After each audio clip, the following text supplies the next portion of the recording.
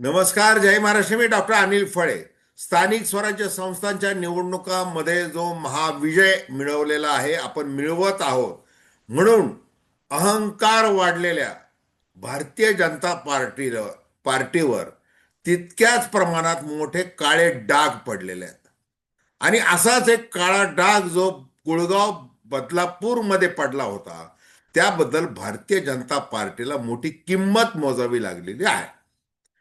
बदलापूर नगर परिषदेमध्ये काय घडलं? तिथे घडले की तुषार आपटेला राजीनामा द्यावा लागलेला आहे 24 तासांमध्ये. हा तुषार आपटे कोण?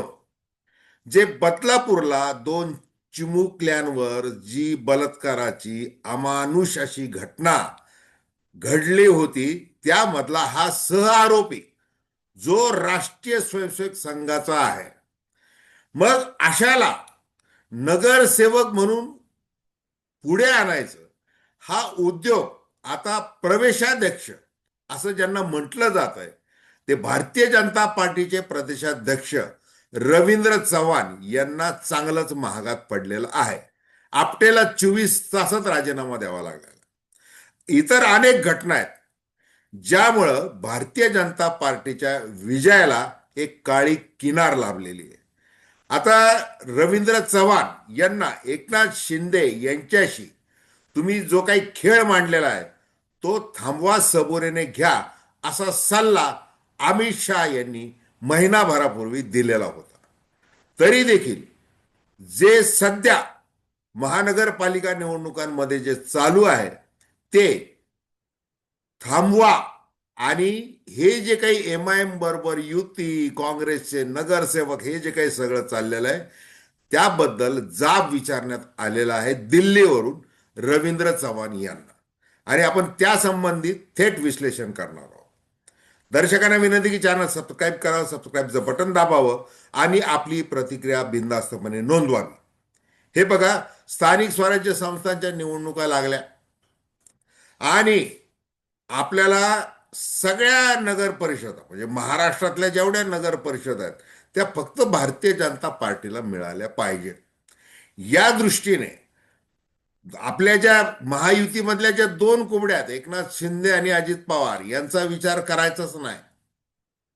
कोणत्याही स्थितीत स्वबळावर लढायचं, निवडून यायचं. मग रवींद्र चव्हाण यांनी कंबर कसली. त्यांनी नरिमन पॉइंटला जे भारतीय जनता पार्टीचं कार्यालय आहे तिथं कायमस्वरूपी एक फलकच लावलेला आहे की प्रवेश सोहळा, म्हणजे या प्रत्येकाने यावं, प्रवेश घ्यावा. मग नगर परिषद निवडणुकीमध्ये त्यांनी तेच केलं आणि सुरुवातीलाच जशी निवडणूक सुरू झाली 100च्या वर नगरसेवक निवडून आणले बिनविरोध, आणि मग त्याचा आनंदोत्सव साजरा केला. त्याच्यानंतर मोठं यश नगराध्यक्ष पदाच्या निवडणुकीत मिळवलं. 1 नंबरचा पक्ष भारतीय जनता पार्टी राहील.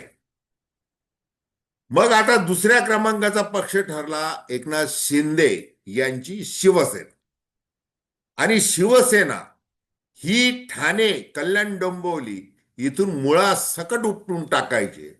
जसं उद्धव ठाकरे यांना मुंबई महापालिकेतून मुळासकट उपटून टाकायचं, ते जसं करायचं आहे. त्यासाठी जे राजकारण करायचं, मग त्यासाठी वाटेल ते करायचं. या नादामध्ये अंबरनाथमध्ये काय केलं? काँग्रेस युक्त भाजप करून टाकली. 11 नगरसेवकांना काँग्रेसच्या भाजपमध्ये प्रवेश दिला आणि बहुमत मिळवण्याचा प्रयत्न केला. मग तिथं खासदार डॉक्टर श्रीकांत शिंदे यांनी टांगा पलटी केला. त्यांनी राष्ट्रवादीच्या 4 नगरसेवकांना घेतलं आणि रवींद्र चव्हाण यांच्यावर मोठी त्यांनी मात केली. कुळगाव बदलापूर नगर परिषदेमध्ये काय केलं? जसं सुरुवातीला सांगितलं की तिथे जे काही नगरसेवक निवडून आले ते सर्वाधिक भारतीय जनता पार्टीचे आलेले आहेत. परंतु किती करावं? मग अक्षरशः तिथं आपल्याला 2 नगरसेवक पाहिजे, 1 नगरसेवक पाहिजे बहुमतासाठी, अजून गरज आहे, अमुक आहे, तमुक आहे, या कारणासाठी अनेक उद्योग चालवलेले. भारतीय जनता पार्टीचा नगराध्यक्ष तिथं निवडून आलेली महिला. असं असताना तुषार आपटेची निवड केली. मग हा तुषार आपटे हा त्या चिमुकलीवर अत्याचार करणारा जो प्रमुख आरोपी अक्षय शिंदे याच्याबरोबर सहआरोपी ठरलेला. अनेक महिने तो फरार होता. त्याच्याबद्दल महाराष्ट्रामध्ये प्रचंड असंतोष पसरलेला होता. त्याला स्वीकृत नगरसेवक केलं, त्याचा एक फटका बसला. त्याच्यानंतर अकोटला जे केलं, आमदार प्रकाश भारसाखळे यांच्या माध्यमातून, की 5 MIMच्या नगरसेवकांना विकास आघाडीमध्ये घेण्याचा प्रयत्न केला.